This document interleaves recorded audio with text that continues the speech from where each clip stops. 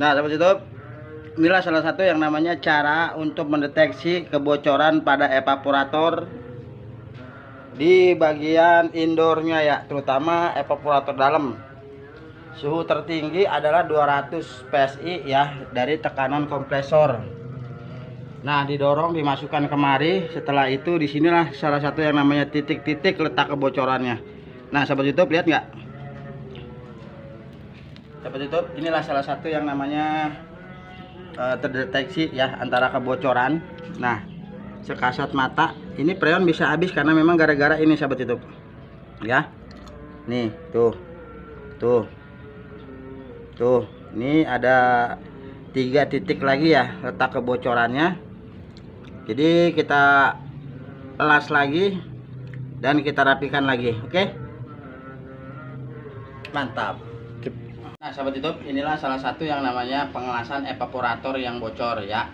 Jadi di sini ada beberapa titik bagian U ya yang bocor dikarenakan memang ini rapuh, sudah kropos seperti itu. Walaupun tembaga juga tapi nggak jaminan ya, karena memang di sini tembaganya terlalu tipis, makanya jadi dia sehingga dia ini mempunyai titik-titik kebocoran. Jadi untuk pengelasannya sini deketan.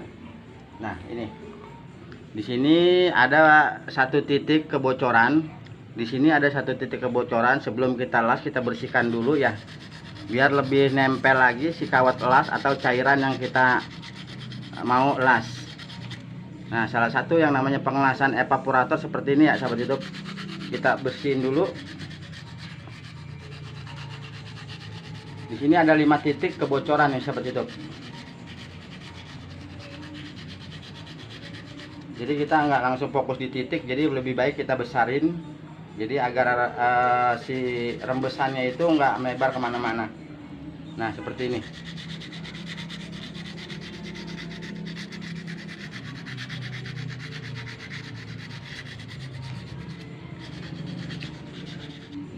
Nah, sahabat YouTube, dari segi cara pengelasannya hati-hati juga ya. Dan di sini ada yang namanya aluminium foil, semacam kayak aluminium yang sangat rentan sama panas, jadi dia bisa meleleh. Jadi bagaimana cara ngelasnya? Yuk ikutin terus channelnya Ade Gagal Tenar, semoga bermanfaat. Oke, sip. Kita kasih yang namanya peredam ya, seperti ini, pakai lap basah.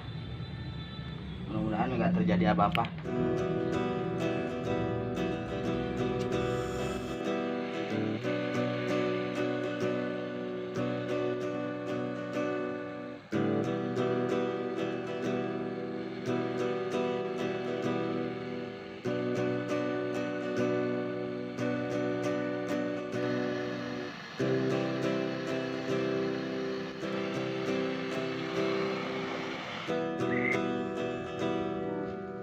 Satu yang namanya cara ngelas evaporator yang ngeri-ngeri dikit tapi santai, pasti bagian belepetan juga, yang penting rapet. Oke, nih lagi.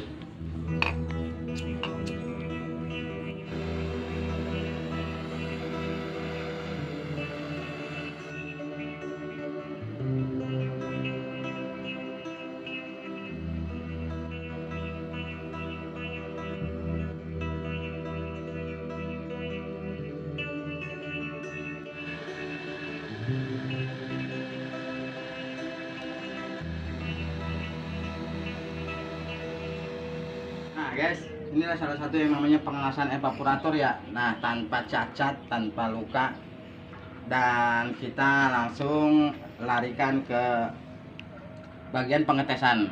Jadi kita harus ke air. Nah, sahabat YouTube, ini kita coba cek lagi ya. Sebelum kita naik ke casing, kita cek pakai spon alias busa. Jadi ini datanya data yang benar-benar akurat seperti kayak gini ya. Jadi nggak usah pakai buru-buru, karena emang kalau buru-buru hasilnya tuh jelek. Jadi ini salah satu yang namanya ya dilus-lus begitu ya kan, maklum yang namanya ibaratnya apa namanya data kesayangan tuh. Nah, ini pakai ini, kalau seandainya ada kebocoran ini bakalan ngebrus bus. alias ngerupuk. Nah, alias ngebruk-buk, bebusannya itu keluar, tapi ini enggak. Nah, setelah itu kita rendam. Tuh. Kita rendam semuanya. Tuh. Tuh. Tuh, cek dah tuh sama yang punya rumah, pengen tahu ada yang beruk-buk nggak di dalam situ. Kalau nggak ada berarti oke. Ya. Ini udah mantap, ini udah oke. Oke. Itulah salah satu yang namanya cara pengecekan evaporator yang bocor, sekaligus pengelasan, sekaligus ya renovasi. Gitu. Oke, semoga bermanfaat.